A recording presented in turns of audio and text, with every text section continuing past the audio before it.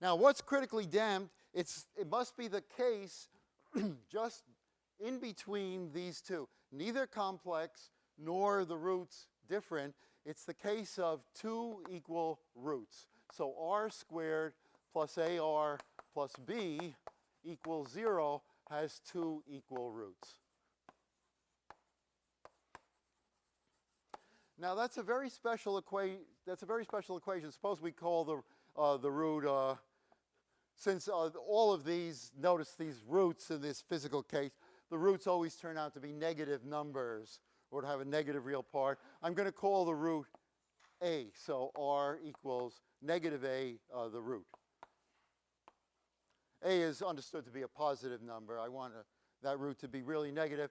Then the equation looks like, the characteristic equation is going to be r plus a, right, if the root is negative a, squared because it's a double root.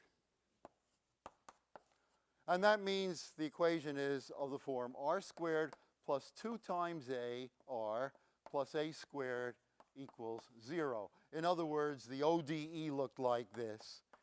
The ODE looked like y double prime plus 2ay prime plus, in other words, the damping and the spring constant were related in this special way.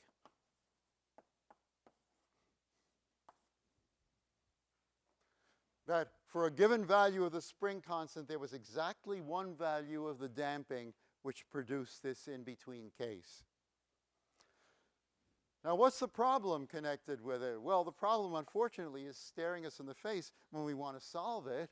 The problem is that we have a solution, but it is y equals e to the minus at. I don't have another root to get another solution with. And the question is, where do I get that other solution from? Now, so the way to do it is, the solution we know is e to the minus at. So we're going to look for a solution to this differential equation. That's the differential equation.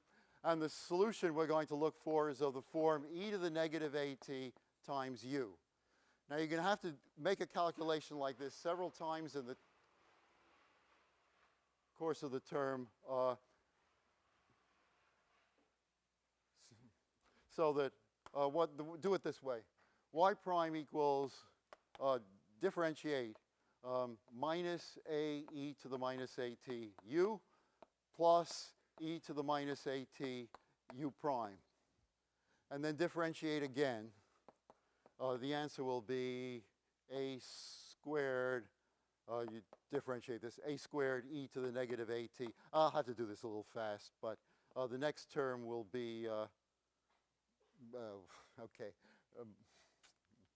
minus, so this times u prime, and this, from this you're going to get another minus. So combining what you get from here and here, you're going to get minus 2a e to the minus at u prime. And then there's a final term which comes from this e to the minus at u double prime. Two of these because a piece here and a piece here combined to make that. And now, to plug into the equation, you multiply this by 1. In other words, you don't do anything to it. You multiply this line by 2a, and you multiply that line by a squared, and you add them. On the left-hand side, I get 0. What do I get on the right? Notice how I've arranged the work so it adds nicely. This is a squared times this, plus 2a times that, plus 1 times that makes 0. 2a times this, plus 1 times this makes 0. All that survives is e to the at u double prime, and therefore e to the minus at u double prime is equal to 0. So please tell me, what's u double prime? It's 0. So please tell me, what's u? It's c1t plus c2.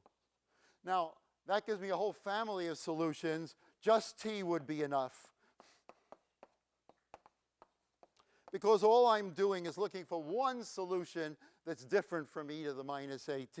And that solution, therefore, is y equals e to the minus at times t. And there's my second solution.